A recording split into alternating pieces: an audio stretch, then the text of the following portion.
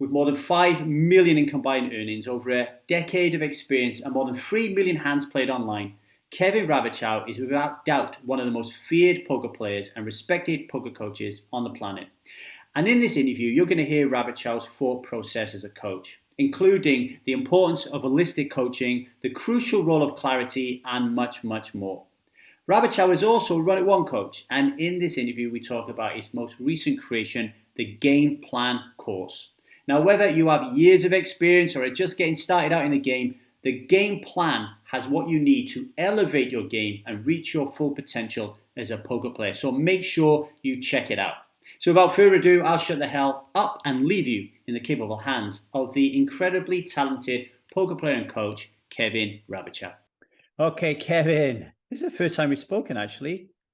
Yeah, it is. I like that. I like it when I get somebody new to speak to, new face. Finish your sentence off for me, Kevin. Poker is.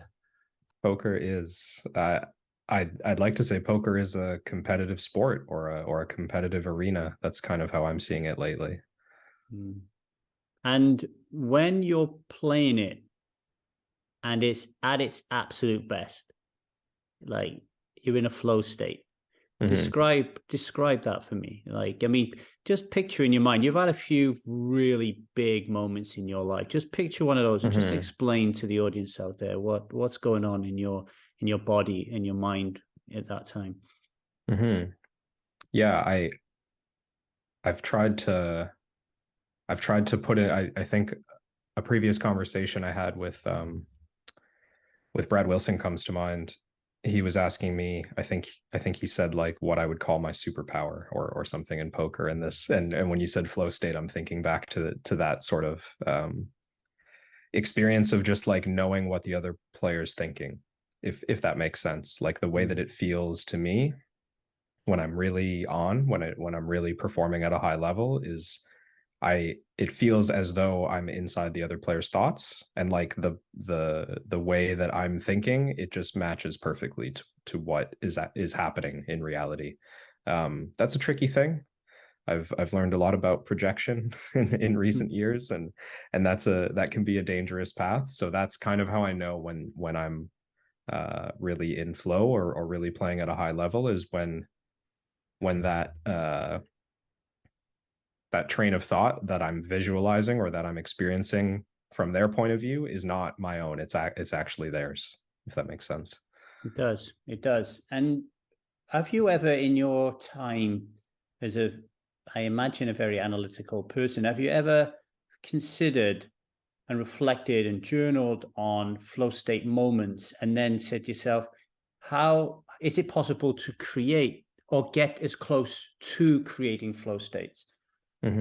It's not something I've spent a lot of time on in the, let's say, in the earlier parts of my career. It would have just been something that came and went naturally. Actually started working with a coach about a year ago now, Jason Su, who's very good at this realm, right? Like he's an excellent poker player. He's played for about 20 years, and but he's kind of a, I don't know what you would call his role in the industry, but he's kind of like a guru on presence, right? Like ways to get present, or ways to know if you are being present, or ways to tell that difference. So journaling has been part of that for me, part of like a recent addition to, let's say like my evening routine. If I'm at the World Series and I, had like a particularly good or particularly stressful day or whatever, like I do try to take note of what happened there. But that's something I'm still working through. That's hard to create, but you definitely know it when you experience it. What are some of the habits, environmental things, anything that you can put your finger on that helps you to enter flow states at the table? Yeah, I mean, a big part of it has to do with what I'm doing away from the table, right? So when I feel refreshed, when I feel energetic, when I feel I don't want to say balanced necessarily, but just, there's nothing clouding my thoughts. then I know that I have a very good chance of sitting down at the table and taking in real-time information, taking in accurate information from what's around me. It's usually when I'm distracted, right? Or you get that kind of foggy feeling, which I find in terms of habits or in terms of routine, it's really just like proper preparation for a series or for a given day or whatever, makes a really big difference in, it doesn't always happen, but it makes a really big improvement in the chance that you'll have that kind of experience at the table. Was there ever a moment in your career, professional or otherwise, where poker is just a game, right? If I played Monopoly now with my family, I wouldn't prepare myself mentally to play Monopoly. Did you Yeah. ever have a time in your life where you just literally racked up and played poker, and Oh yeah. compare that to what you just touched upon? The Yeah. difference in getting in a flow state is what the heck is going on when you're not playing. Talk about that difference. I know it's a big question. We'll find lots to talk about, I'm sure. Sure. Yeah. I mean, it makes me think about kind of the early years when I was, I guess, a professional, quote unquote. Um, I don't know that there was like an exact point in time where I went from being an amateur player to a professional player, but I moved to Canada specifically to play poker, or in the aftermath of Black Friday. So during those first couple of years, there wasn't a whole lot of other stuff. Like, my schedule was cleared. I was playing poker. If there was something else I was doing, it was because, my friends wanted to go to the movies or we wanted to have some food and go drink some beers. Like, that's it, right? Um, there was no other part of my career. There was no relationship. There was nothing that I had to balance. So I could just wake up every morning, and if I felt like playing right away, I would just play right away. Hmm. That was, I mean, good. Probably good at the time that I was able to devote so much energy to getting better at the game and to putting in volume. And my bankroll needed it. I was broke. But it was, it completely night and day different from what I do now. I mean, not only in terms of just the hours, but also like the types of obligations that I've committed myself to outside of just sitting down and playing. I really can't approach it that way anymore. I have to prepare to some extent. Hmm. Yeah, it is. If I always say to people, I'm just kind of making it up. This is my entirely my assumption, but if I had two Kevin Rabichows and they were just clones, the Mm-hmm. only difference is I stuck one in a household where everything's going to rat shit, right? Like his relationship with his partners off, kids off, Yeah. toxic relationships, and then stick them heads up to play against each other over the next 5 years. And I know Yeah. who I would put my money on. Of course. Now I know in your coaching you take an holistic approach to that. Mm-hmm. Talk to the people who are listening. What do you mean by holistic? And maybe touch on what I just mentioned there about the importance of the other stuff outside of technical ability. Mm-hmm. Yeah. So I guess in terms of like coaching structure, what what that means is I'm no longer um, getting on a call with a student and just thinking through their strategy with them. Like, we're not just having a conversation about how they play turns or what their pre-flop strategy looks like. That's part of it, but Mm, I'm trying to touch on the other important facets of preparation. I want to know their study habits and what their study routine looks like. I want to know what their aspirations are as a poker player, like if their plan is to become a high roller player, or if their plan is just to compete in a casual game, or if their plan, like, not everyone has the same goals. And understanding the bigger picture of how that player approaches poker is really, it's really been a huge improvement in my ability to understand like how to help them, right? Because mm, I think in the past, I'm sure other coaches have experienced the same thing. I would just get on calls with people and they would say, "Yeah, I'm feeling lost with turn C betting," and we just like pop open the solver. We would talk about turn C betting, and like that would be that. It was just like a lecture, though, right? Like, they don't mm, necessarily come back to me in a month and say like, wow, this is going great. Like, I'm so happy we we learned turn C betting together. I mean, they might appreciate it, but that's just like one tiny, tiny piece of the puzzle, right? So by zooming out and thinking, okay, well, how do you approach poker? What's your structure look like? What's your strategy look like? Big picture. Um, Now I can kind of oversee as like a consultant and say like, yeah, maybe you feel you want to talk about that thing over there, but like honestly, the most important thing to move you towards the goals you told me about is right here. Like let's start with this. So that's been a big shift for me. And how important is it for any aspiring poker player out there who wants to either, make money as an enthusiastic plumber or electrician? Nobody wants to rock up and lose their money, or they want Yeah. to be semi-professional, professional. How important is it to the learning and growth aspect of it versus the I'm just going to play as many hours as I can, lone wolf Mm-hmm. kind of mentality? And Mm-hmm. what are the really top quality forms of coaching tools or ways of being coached? Yeah, I mean, I've been surprised in a lot of cases how effective it can be to just put in hours and play, right? For those people lucky enough to be able to commit full time and to have the motivation to commit full time, effort into playing poker, like they're quite likely to get good as long as they're actively trying to improve what they're doing.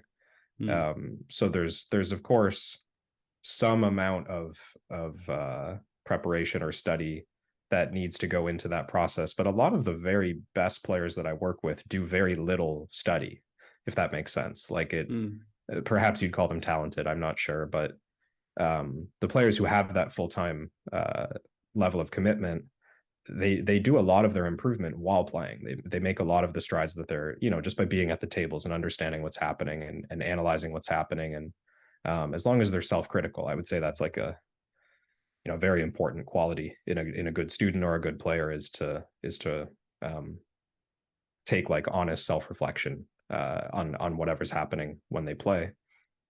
But to speak to the electrician or the plumber, right, who doesn't not only doesn't get to play that much, but really can't feasibly approach learning poker in the same way that I did, or a lot of professionals did who came up the way I did.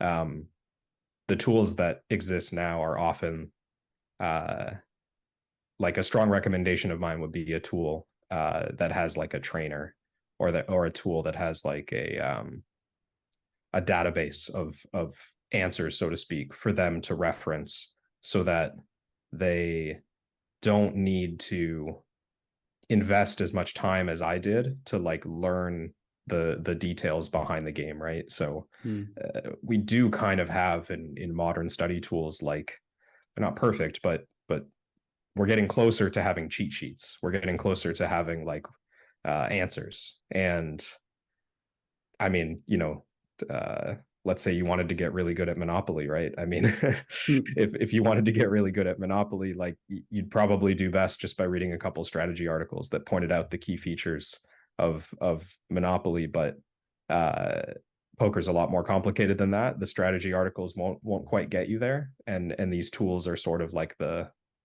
level up on that, where you can spend the least amount of time possible, I think, and get the biggest improvements. mm. And how important is it if you have the opportunity and the ability to get yourself a one-on-one coach? Yeah, that can be it can make a big difference. So I think that interacting with a one-on-one coach um, is most impactful for people who don't have a poker community around them. So a lot of people who I've worked with who have, like, maybe they're part of a training site and they've invested in a lot of products, and they have friends who play professionally, and they talk with them every day. Like they come into a coaching session with a lot of preparation, and what they get out of that coaching session will not be like eye-opening, right? They're not going to get on a call with me for an hour and learn something they've never heard in their life because they've been surrounded by poker information. But every now and then I do a one-on-one session with that like lone wolf type that you were kind of describing. Mm. And it can be eye-opening, right? It can allow them to understand what the community at large is focusing on, what top level players are focusing on. And they've maybe just been going about learning poker or playing the game in a way that was very closed off, very limited. And that can happen in 1 hour or even less. I mean, sometimes it happens in an intro call that I do for free. Mm. So I do think the impact of one-on-one coaching very much depends on where they're at. And then beyond that, I would say like how much you invest in one-on-one coaching will depend on how advanced you are as a player. Because generally speaking, I think it's like a high level tool. It's the thing I would go to after exhausting all my other options, right? I would try to learn from books. I would try to learn from videos. I would take courses. I would do homework with programs, right? And then I would hire a coach. But some people don't want to go through that process. They don't have the time to. They don't work well independently. They need a trainer, right? They need a study partner, whatever. So for those people, maybe jumping straight to a one-on-one coach and just having their eyes opened could be the best move. When it comes to your life story, who were the most influential coaches that you've had in your life? And obviously this could be a 6-year-old swimming teacher, right? Like who have they been, and why did they leave a profound mark on you? I think I was pretty fortunate in that some of my best coaches were peers. I had early on, I spent a lot of time on the 2+2 forums, and I interacted with a lot of players who were, happy to share information back in 2008. And I met some of these players. I also had some friends from my university who were professional players or would later become professional players. And collaborating with them, just like having conversations with them, was where I think I got some of my largest gains in understanding the game or in changing my own strategy to be a little bit tougher than I was the last time. And this is, I'm thinking pre-solvers. I'm thinking the only material you would really learn from back then were training sites. And I use them to some extent. I was a heads up player. I mean, I still kind of am, but I was a heads up player. So I watched a lot of Deuces Cracked videos, like Jay Rosenkrantz playing high stakes heads up, or pretty much all the guys who were on 2 months, 2 million. If anyone watched that terrible poker show back in the day, and A.E. Jones and Lucky Chewy. I remember listening to their audiobooks, and that just gave me this was kind of structure appeals to me. It maybe wouldn't surprise anyone who's familiar with my coaching that I'm kind of involved in, or I should say, like focused on big picture structure. And as I guess a virtual mentor, I remember the structure that A.E. Jones put together back then in his audiobooks. I'm forgetting what it was called. Memoirs of A.E. Jones. Yeah. It just kind of mapped out like learning No Limit in a way that I hadn't thought about mapping it out before, right? It was like a chapter by chapter sequence of different parts of the game tree and how to approach those situations. And like all of a sudden I've got a roadmap to follow. So I think that had a big influence on how I later approached coaching or structuring my own game. But a lot of the good heads up players basically at that time were pretty big inspirations to me. And then a lot of my peers were playing heads up. So we'd be kind of working on all that together. I've spent all day today. I've had a big, massive piece of cardboard out on my floor here with a storyboard on it because I'm involved in creating a documentary over at Triton Poker. And it's new to me, right? So I don't have a mental roadmap for where I'm supposed to go. And it's taking me to the edges of my comfort zone where I'm feeling the need for faith and trust and reassurance and Hmm. hope. um, when was the last time that you had that experience in poker where you literally didn't have a roadmap and you were almost in that oh shit moment and you had to find a way out of it? Yeah. Yeah, I can think of a couple, but funny enough, they're not really about my own game. They're sort of about projects that I've taken on in the poker space, I guess. The first one that came to mind is the course that I just put out a couple of weeks ago, but we can get to that later. The other Yeah. one that going a little further back is I was training a group of five or six heads up players as like my first, I guess, staking project. You know, my first like coaching. It wasn't coaching for profit. It was it was a backing deal with Mm. these players, but it's my first time like managing a group essentially, and that was a lot of responsibility and it was quite challenging. And the only real guidance that I had was my partner, who at the time was really leaning on me for the coaching, and I was leaning on him for like the management, right? So I Mm. was trusting him, and he did a great job of like recruiting promising players and making sure we kept good books and all the stuff that I was just sort of ignoring. But really it was six guys who were playing very small stakes, who were just like completely relying on me as a mentor, is what the reality of that was. And I'm just like I dragged in a couple of my friends who like probably didn't even want to be there, just to like keep conversation going and hopefully give them some good um influence when I'm not around to help, Mm. but that's the first time I remember just kind of feeling like on an island with a project. Like, oh, Yeah. they really need me for everything, don't they? Like, and when Yeah. you see some like little mistakes every now and then that you're like, oh my god, like how did I not get ahead of that one? Like that's embarrassing, right? Mm. But then that's, as a coach, it's great for you then though, isn't it? Because, I was thinking this morning, okay, so I need faith. I need to have faith. I need to have reassurance. Oh, I've got nobody to give it to me. So then I'm like, I have to give it to myself, which is a whole new kind of realm Mm, of learning and growth and self-development, which is mm, going to manifest itself on the poker table, right? So mm. you going through those really tough experiences, without them, you're not going to be much of a coach, right? Yeah, yeah, that's fair.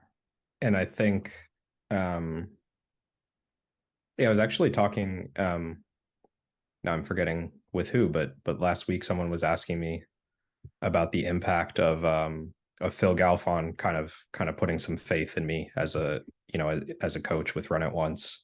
And he's also said some very nice things publicly about my work. Uh and and it is kind of like in terms of trusting yourself, right, as like a creator, or trusting yourself as a person who needs to give themselves reassurance, like to hear from someone who I know is a strong mentor, a strong, everything that I'm trying to accomplish. Uh, to hear him kind of reassure me can become like the way that I reassure myself, right? Mm. Um, having that in the back of my mind, or even just as like a nudge in the direction of like, yeah, you're doing the right stuff, you're working on the right projects. Like you don't need to be um, doubtful of the path that you've taken here. And there's also the whole kind of embracing the possibility of failure as well is something that I am trying to work on, because yeah, I mean, really, what's the worst that could happen? We I mean, we yeah, put to you're a poker player, right? I yeah. mean, I was talking the other day with a poker player about this, and it's like when you think about it, you lose more than you win. And they were like, "Yeah, man, Mhm.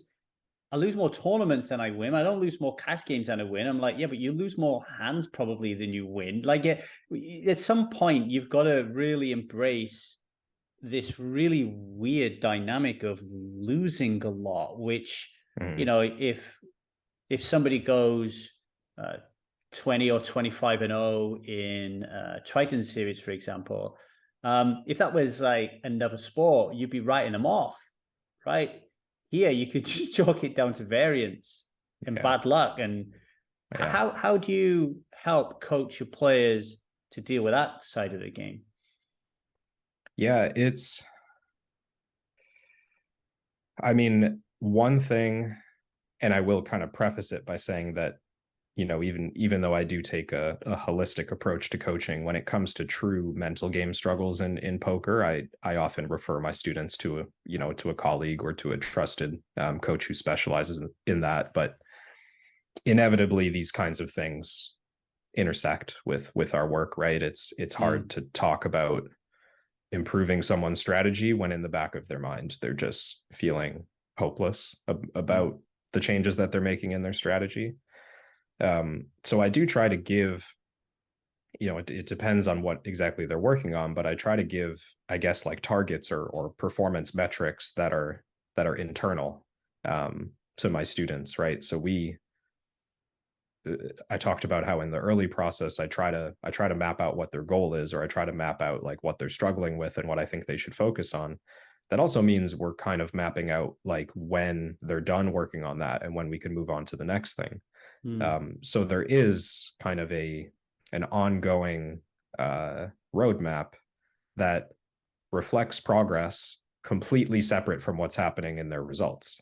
There's a study roadmap. There's you know a training checklist to work through, and if they're having a hard time like feeling engaged with that, feeling motivated with that, or feeling connected to that, then that's probably the work for a more experienced mental game coach than myself.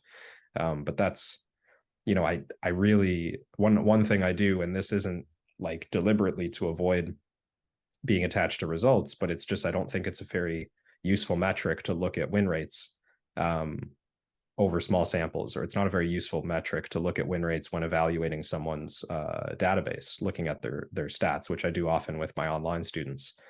So the report that I give them in advance of our coaching, it just doesn't have the stat, like the big blind per 100 win rate's not on the report. It's mm, mm, there's some reflection of how well they're doing. There's like percentage of hands they win at showdown, percentage of hands they win without seeing a flop, all that kind of stuff. So I can tell when they're getting unlucky for sure, but I think it's nice to approach the session like completely segregated from this whole idea of variance and dollars and whatnot, and we're just looking at performance. We're looking at the stuff that they can control. mm.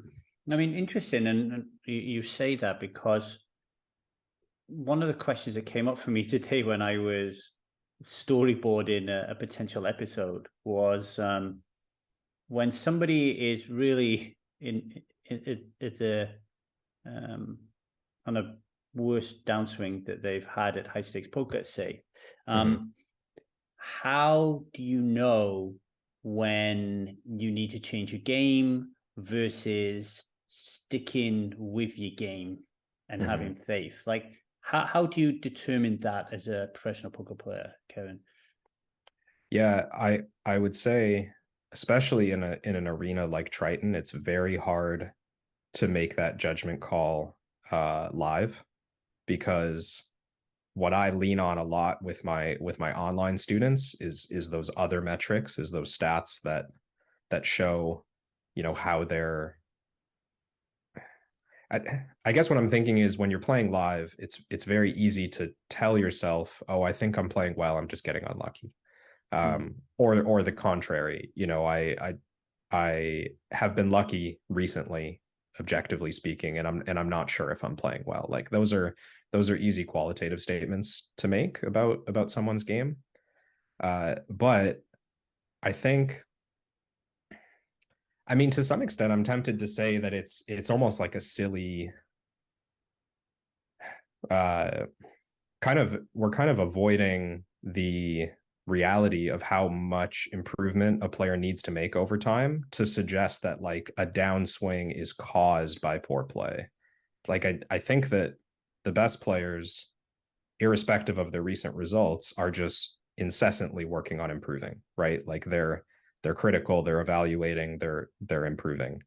And part of me wants to say, like, if we're asking the question, is this because of bad play? Do I need to work on something? Like the answer is like, what do you mean you were like, were you considering not working on something?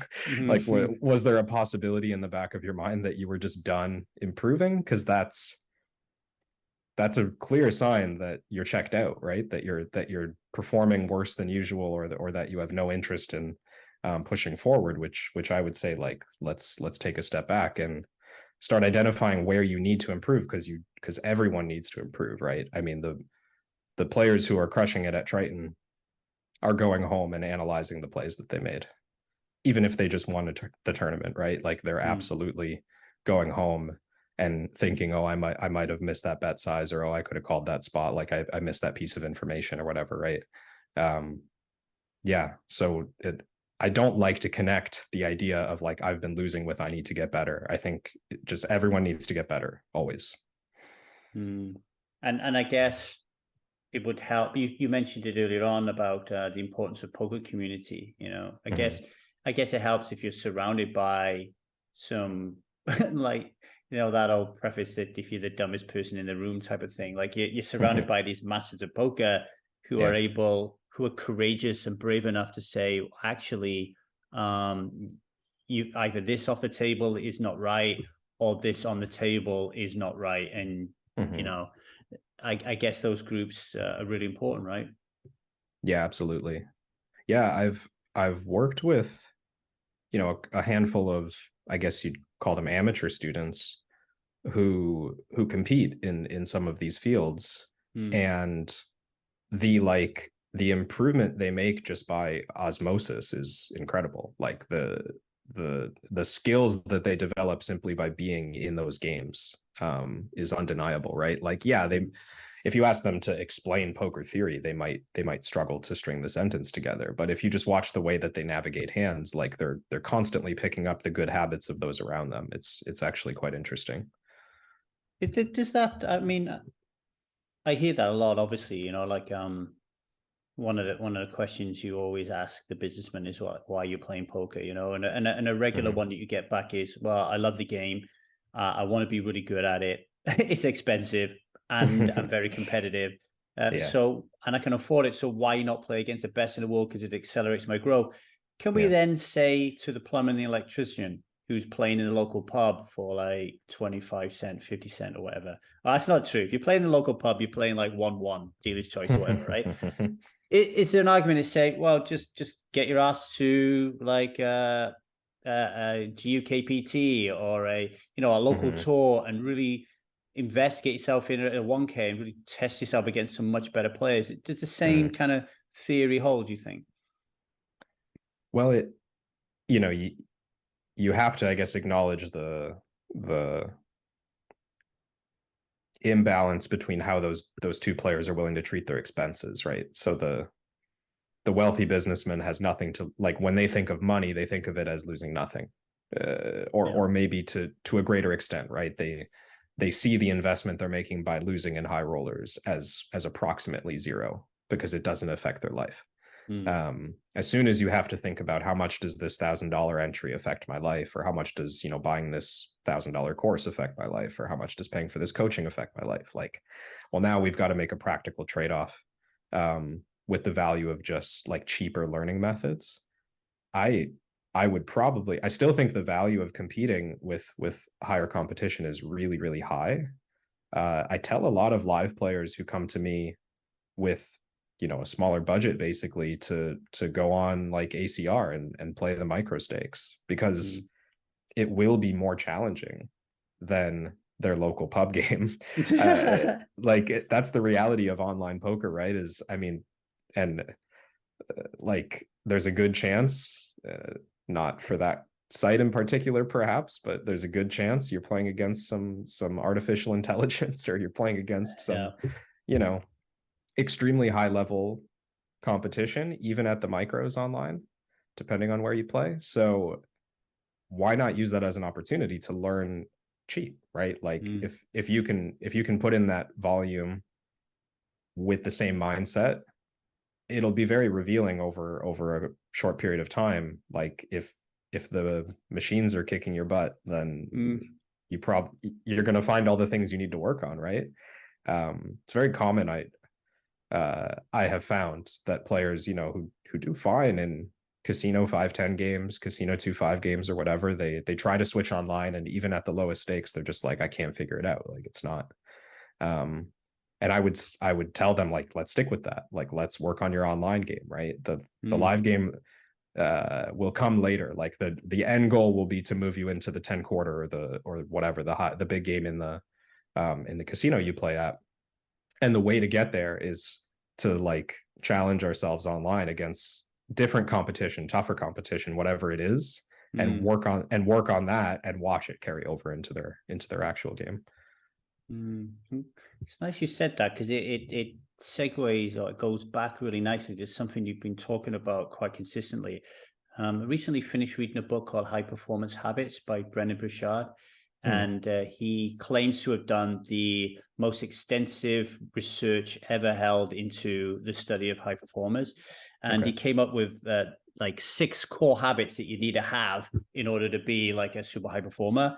And his first one is clarity, right? And you've been speaking since we've come on about this pretty consistently. You said, when I said to you, what is an holistic approach? You said, one of the things that I want to know is, like, what are your goals, right? What are your Hmm. goals? And I guess what you're talking about there is, when we're talking about the players at the lower stakes, there's going to be players who their goal is to win some money, Yeah. and if that's the case and you're crushing your local pub game, then go do that. And then there are players who will come to you, and they do want to win money, but they want to win it, and win it consistently, because they want to be a professional. Hmm. Then you might send them to ACR, right? So, Yeah. um, how and why is it important for you to work with players, for them to understand what their goals are, and to be clear around that? Why is it so important, Kevin?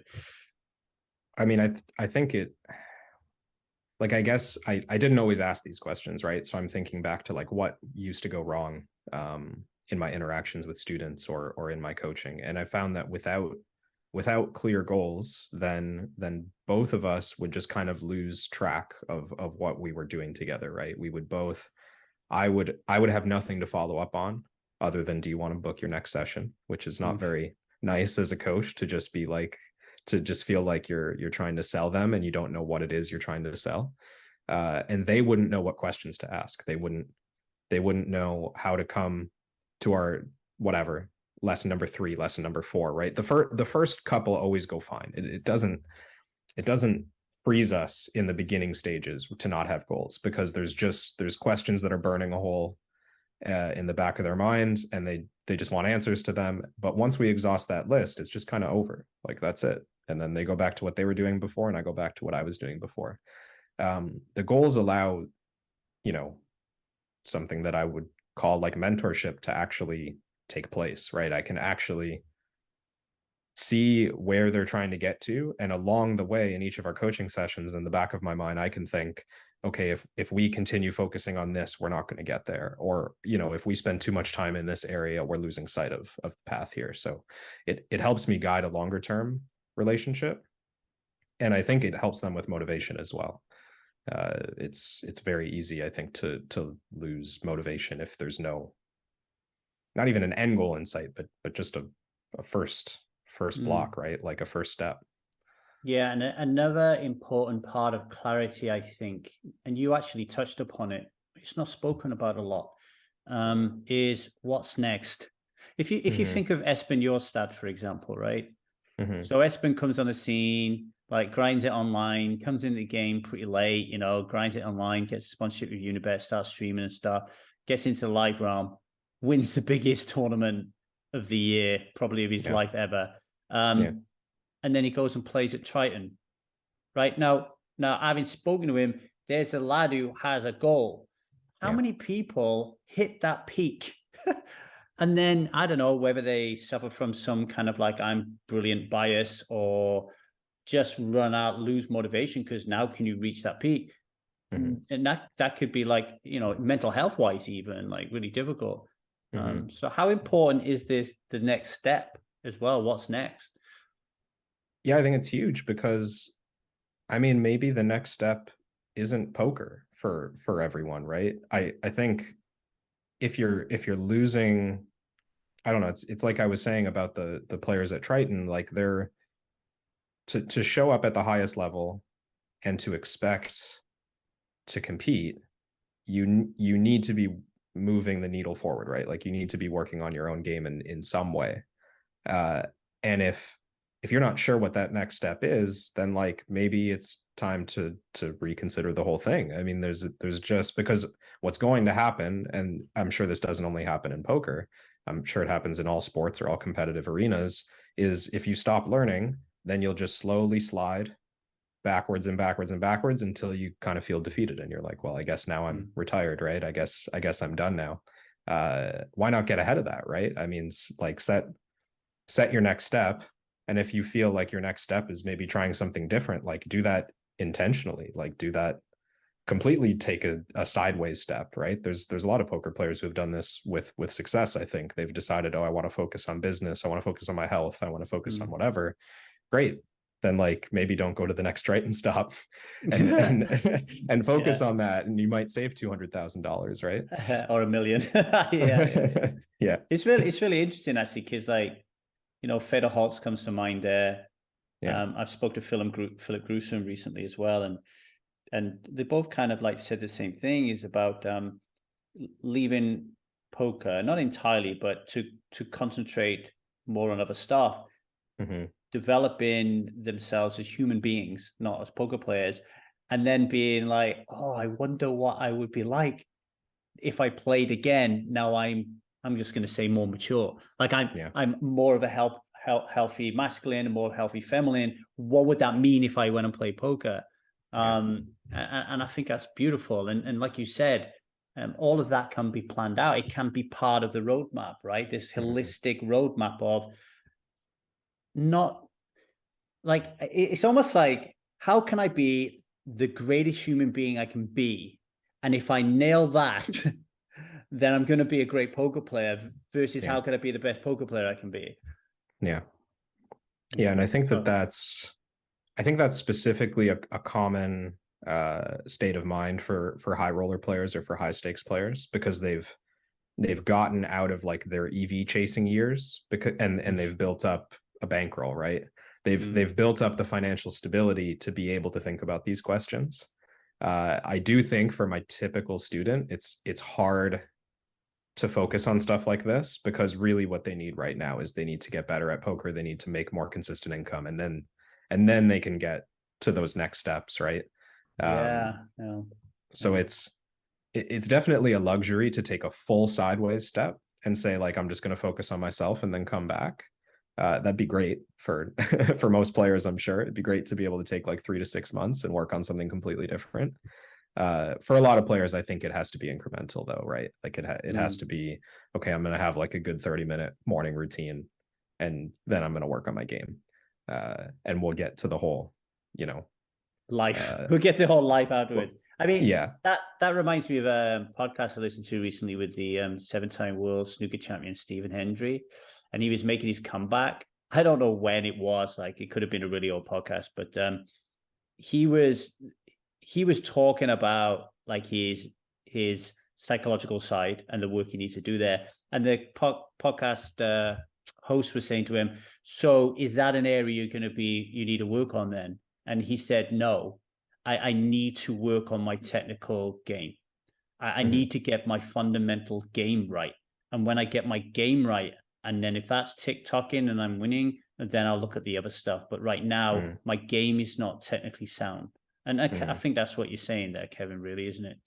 Yeah. Yeah. I've found a lot of students I work with at the early stages are in that place where there's all this stuff swirling in their head. Like I need my routine to be solid. I need to think about this. I need to, have life balance, but then also I need to learn flop turn river strategies. I need to improve my this and that. Right. And it's like, something I really emphasize with them is like, we got to trim this list down, right? We got Yeah, to yeah, we yeah. got to get to two or three things, like the fundamental stuff. We got to get in a good place there, and once you feel comfortable in, like, because I'm talking about spots that come up 100 times a day, 500 times a day if they're online players, right? Yeah. Until you're comfortable there, you're not going to feel comfortable anywhere. So we have to start with fundamental stuff. Yeah, I like that. I'm going to talk about your course in a little bit, but there was one more of these habits that Brendan Burchard said are really important for high performance that I wanted to run by you, and that was courage. Hmm. Um, let's have a little think about that a minute. What is in your own career, and your role as a coach? Where does that come into a poker player's life? Do you think courage? Hmm. Yeah, I mean, certainly it's a risk-taking business. Like I think a Mm, lot of people would think of courage in terms of just taking financial risks and feeling comfortable with that. That's important. It's not something at this stage that really crosses my mind a whole lot. Uh, it's something I probably, I don't know, hammered out of my emotional state 10, 12 years ago. And now it just kind of, yeah, now gambling for money is just normal. We're just gambling for money. That's fine. mm, Uh, I am thinking though, just a little bit about how like your um I'll talk about playing on the live stage a little, I guess, because that's sort of been um the focus. I think there's a lot of uh subconscious resistance to making certain plays, or to um, taking risks strategically, especially when you're playing on a live stream, especially when when there's viewers, when there's a whole card cam, when there's going to be conversation about the hand afterwards potentially. yeah. So I do think that if I'm thinking of high performers on the stage where everyone's watching, I'm thinking of the players who just like really do not care if they're embarrassed by the way they play a hand, right? They really do not, like, they're not held back by hesitation of, oh, this the correct play, or is this the play that is going to get me made fun of if I do the wrong thing here.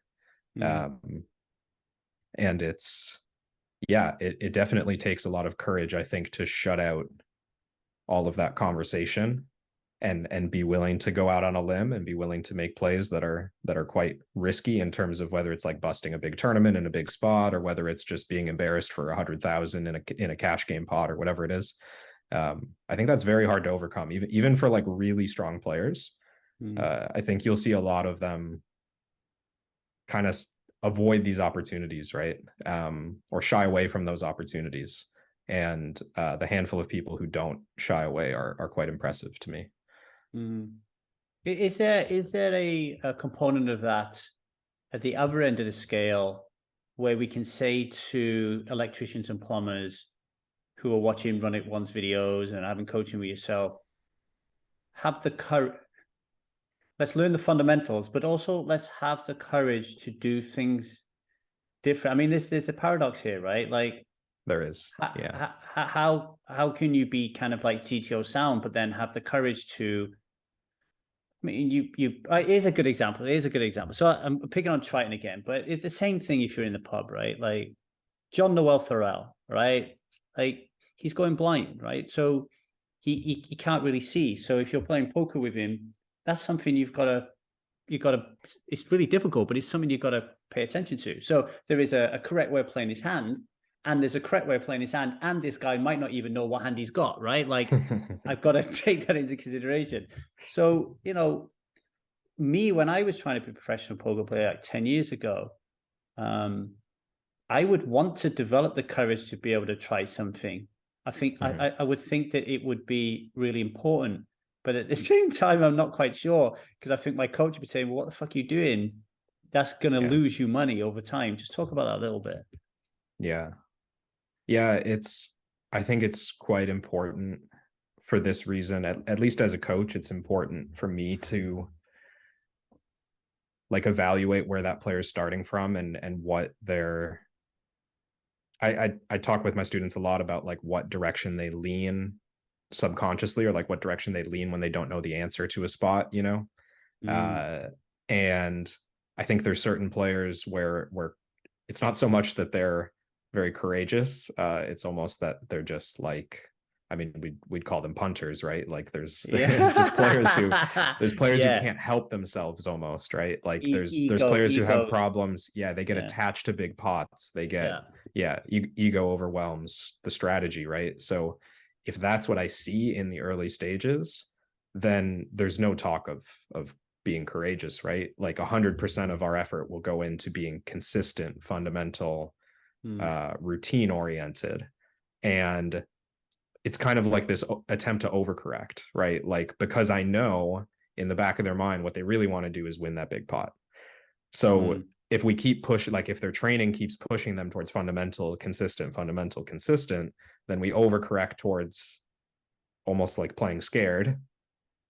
And it's going to be a lot easier from that place, I think, for them to make informed decisions about when to break out of it, rather than having this constant battle of like, oh, what I really want to do is I want to win this hand. It's like, so I do this with, like, I made a couple videos showing my training process, like the way that I train my own strategy in certain spots. And what I like to do is when I find that I'm playing a spot like too passively, or I'm calling too much, or whatever it is, I like to go into the trainer and try to overcorrect for it. So I'll go and I'll use my trainer and say like, yeah, I found that I was playing too passively on the flop, not check raising enough. So I'll put myself in that situation over and over again and just like try to check raise too much, right? Like push what feels like check raising too much, and look for the feedback that says, oh, you've overcorrected too far, you've gone too far in the other direction. It's actually quite hard, I find, to overcorrect too far. Like if it's so ingrained in you that I want to play a certain way, whether it's for players, if you take the opposite, right, they play scared, they never go for the big plays, they never run the big bluffs, they avoid confrontation.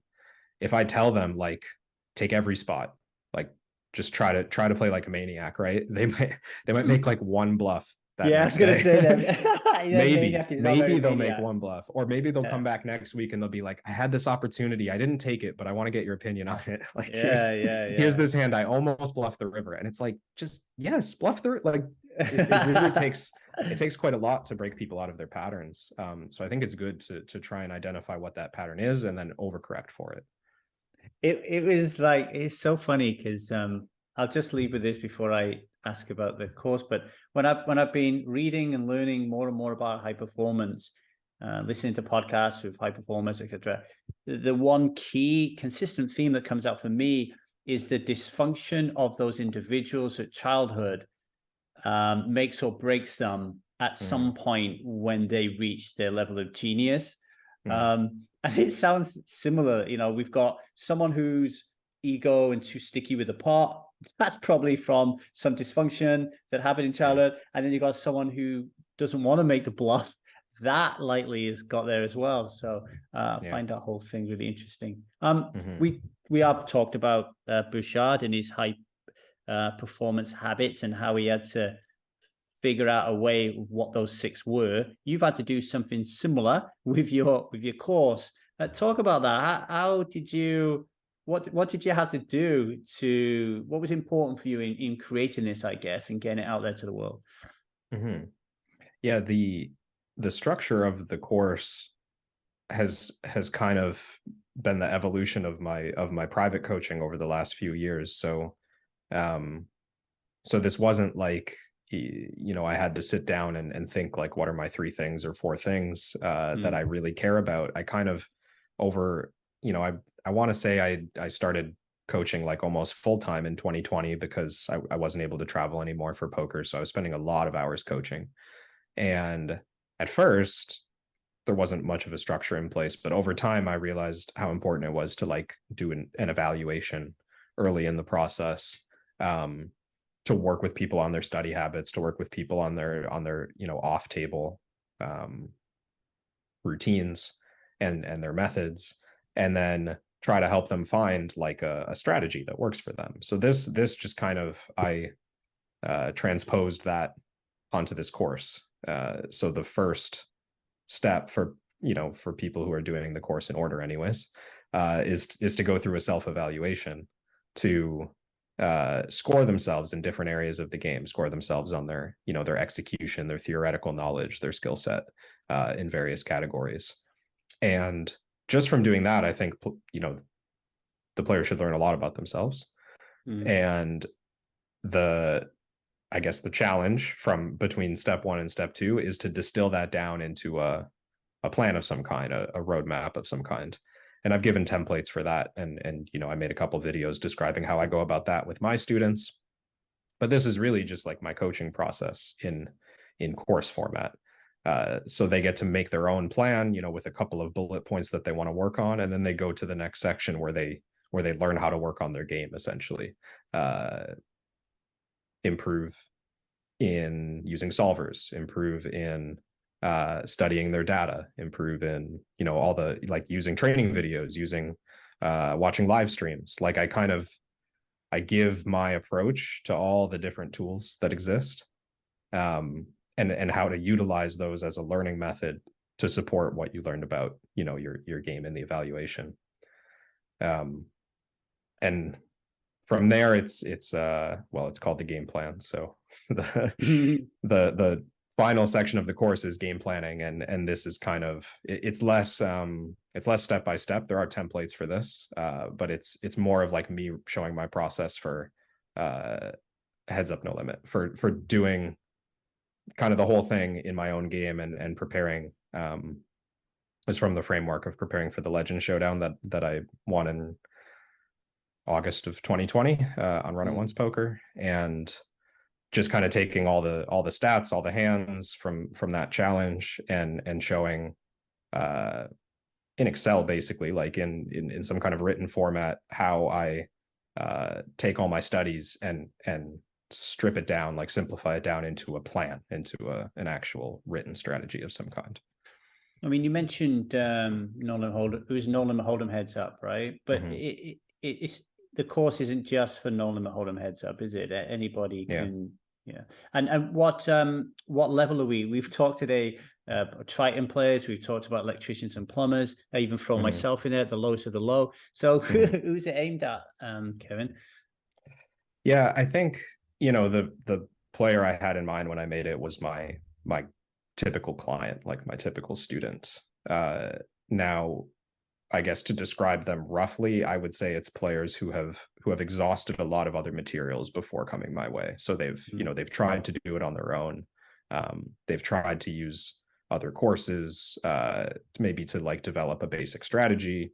They've tried to use like PO Solver or whatever programs to work on their game, and they're just kind of stuck. Like, so it's not so much about what stakes they're playing necessarily. Because I did make it. I think it applies to quite high level players if that's where they're at in their study process or their preparation, right? A good number of my students, they compete in similar games to me, or they potentially play even bigger than me, which is interesting in its own way. But the preparation is separate from that, right? So I have found like a couple people signed up for the course and sort of said like, whoa, this is a lot. I'm finding I really need to focus on fundamentals. So I would say I would caution someone who's like never used a course, who's like never tried to use a solver. If you haven't even exposed yourself to this material, it's probably a bit early to be using a course like this. But for someone who's really, given some effort to improve, and they're just kind of feeling like stagnant, that's really the target. Well, Kevin, after speaking to you for an hour today, first time I've ever spoken to you, I would definitely buy it if I was playing poker, which I don't anymore, unfortunately. But you come across as somebody who knows his shit, so to speak, and very, very good coach and a very good human being. Thanks for spending this 60 minutes with us. I really appreciate it. Thanks, Lee. This was a nice conversation. I had a nice time talking with you, and it was good to meet you and finally speak. Yeah. Thanks for that.